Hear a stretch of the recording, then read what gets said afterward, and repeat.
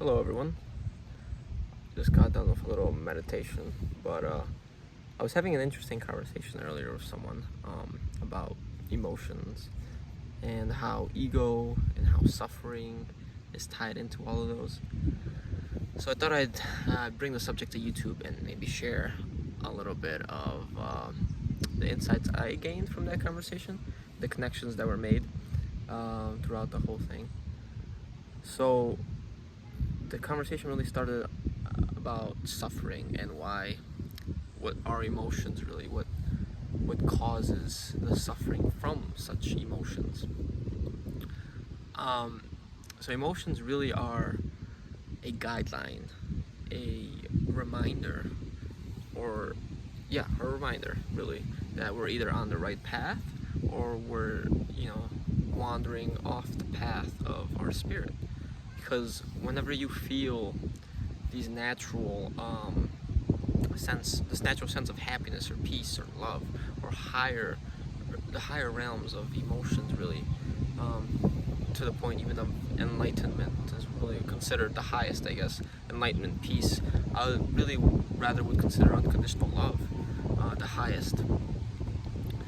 These are the realms that you want to maintain to, feel that bliss, feel a contentment with yourself, to keep you out of suffering. But it's not rather an effort that you need to make, right? Because that can get confused with the happiness that comes temporarily from the fulfillment of some sort of egoic desire, okay? And what was mentioned in the conversation was that desire leads to suffering, and this is a common misconception of a Buddhistic belief that desire is the root of all suffering. But really, what was meant by the Buddha is that attachment to desire is all suffering. So attachment to the desire to feel bliss is a root of all that suffering. So that means whenever you try to effort your way into a higher realm of emotion because you are not content with feeling whatever you're feeling at the moment, that will only bring you more suffering. So that means basically deal with your emotions, right? Whatever you're feeling at that time, you're not going to be able to effort your way into a higher emotion, like, oh, snap my fingers, I'm going to be happy now, this isn't good, I'm attracting negative things, I'm not letting myself be happy, it's all my fault, blah, blah, blah. Now, this is a good idea to have. It's good to be self-aware on what am I feeling right now, right? But the moment you try to feel something else, you're escaping that feeling.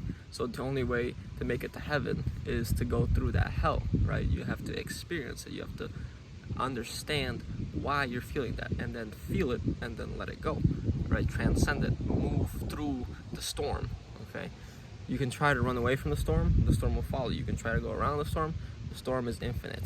It's your emotion, and you can stuff it down with as many, drugs and alcohol and hallucinogenics or addictions that you may have, but in the end it still will be there.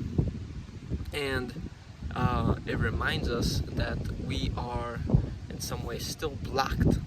We're still blocking that flow, that river of love and natural emotions and connectivity to spirit through some sort of trauma, through some sort of action that we may be taking in terms of egoic desire.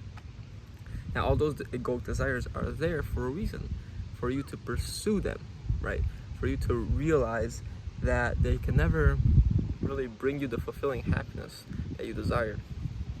It's a never-ending hamster wheel that you're constantly on, and the ego is dangling the little carrot in front of you, and you keep trying to get it, and then finally you may get it, only to realize it wasn't what you wanted, right? So it's like in astrology, this is the Rahu of your chart, the Vedic astrology, and that represents constantly chasing something and getting it, and then realizing you didn't want it, and then going after some more, right? That's why some people are only attracted to the chase and love, because they have some sort of buildup, some sort of trauma that they're not releasing, that keeps them constantly wanting only the people that don't want them, right? Because secretly they don't really want themselves. They're afraid of opening up, afraid of being intimate, so they only find attractions in people that won't push them to do so, because guess what, they don't like them. So how are you gonna ever open up to someone who doesn't want you to open up to them, right? Until they may realize this, or they end up opening up to a person that doesn't want to hear that, right? So these emotions are like basically like a road, right? When you're on the road, that's nice and smooth, you're driving, no bumps, right? And then when you wander off the road on the highway, you go through the bumps to wake you up, right? That's your guidance system. It's waking you up. Anxiety, fear, anger, depression, these are all alerting you that you have wandered off the path of spirit, a path in which you find that natural happiness. But like I said, in order to redirect yourself, you'll have to realize that you are on, the bumpy part of the road, and you do a course correct by understanding that you don't want to be here, right? You're tired of the egoic desires. You're just tired. You get to this point where you don't want to do it anymore. You just hop off the hamster wheel, because you realize that no matter how much effort you put into that, you're not going to get anywhere, right? That's what samsara is. That's what the wheel is that churns the ego. It keeps going, and you reincarnate, and it keeps going, and you reincarnate until you realize, okay, I've had enough. My soul has evolved, has turned into a flower, and I've picked my path. Do I want to ascend into this further continuation of ego, in which I have to work even harder, right? So do I enlarge the hamster wheel and go into a fourth density like the Law of One describes, in which I am even more on the chase to not just fulfill my desires, but to survive now?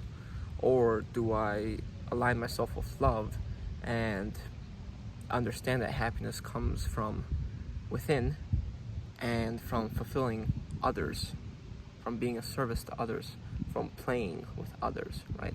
I don't seek to gain anything from you. I simply seek to provide and be of service and be with you, right? Spend time with you. Little things, for us, little things, because they don't require money or anything like that. But for the universe, incredible things, huge things.